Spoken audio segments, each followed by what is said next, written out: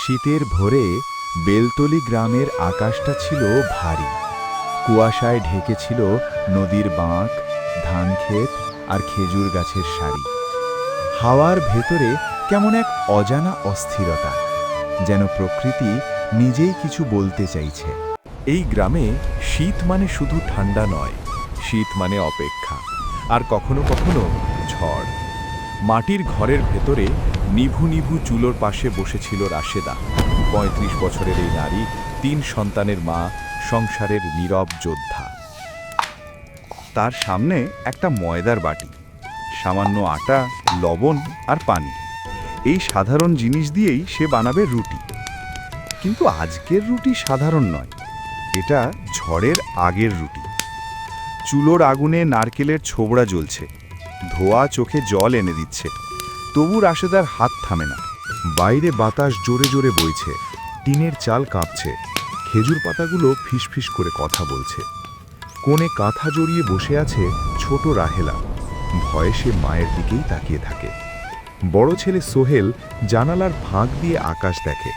মেঘের রং ভালো লাগছে না তার। রাশেদা ময়দা মাখতে মাখতে মনে মনে বলে, আজ রুটিটা ভালো হতেই হবে। কারণ তার বিশ্বাস, ঝড়ের আগে বানানো রুটি যদি ঠিক হয়, তাহলে ঘরের মানুষগুলো একটু শক্ত থাকে। ঠিক তখনই দরজা ঠেলে ঢোকে আব্দুল করিম। গায়ে লুঙ্গি, কাঁধে চাদর, মুখে চিন্তার ছাপ। সে বলে, ঝড় আসছে, খালের পানি বেড়ে গেছে। এই একটা দৃশ্যেই রাশেদার বুকের ভেতর জমে থাকা ভয়টা একটু হালকা হয়ে আসে। সে আল্লাহর নাম নেয়। হঠাৎ আকাশ ফেটে বজ্রপাত। এক মুহূর্তে চারদিক সাদা, পরের মুহূর্তেই অন্ধকার। তারপর শুরু হয় বৃষ্টি, ঝাঁপিয়ে পড়া বৃষ্টি, আর বাতাস এমন জোরে যেন সব কিছু ছিঁড়ে নিতে চায়। গ্রামের ওপর দিয়ে ঝড় বয়ে যায়, টিন উড়ে যায়, গাছ নুয়ে পড়ে। চারদিকে শুধু হাওয়া আর পানির তাণ্ডব।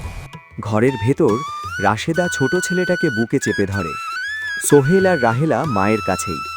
সে সবার হাতে গরম রুটি দেয়, লবণ আর সামান্য সরিষার তেল। এই রুটি তখন শুধু খাবার নয়, এটাই সাহস, এটাই বাঁচার শক্তি। রাত গভীর হয়, ঝড় ধীরে ধীরে ক্লান্ত হয়ে পড়ে। ভোরের দিকে বাতাস থামে, বৃষ্টি কমে আসে। কুয়াশার ভেতর দিয়ে নতুন দিনের আলো ফোটে। বেলতলি গ্রাম আবার চোখ মেলে তাকায়। কোথাও গাছ ভেঙেছে, কোথাও চাল উড়েছে। আব্দুল করিম বাইরে গিয়ে ফিরে আসে, বলে, আমাদের ঘরটা আছে। রাশেদা চুলোর পাশে বসে আবার ময়দা মাখে। সংগ্রাম শেষ হয়নি, কিন্তু ভয়ও নেই।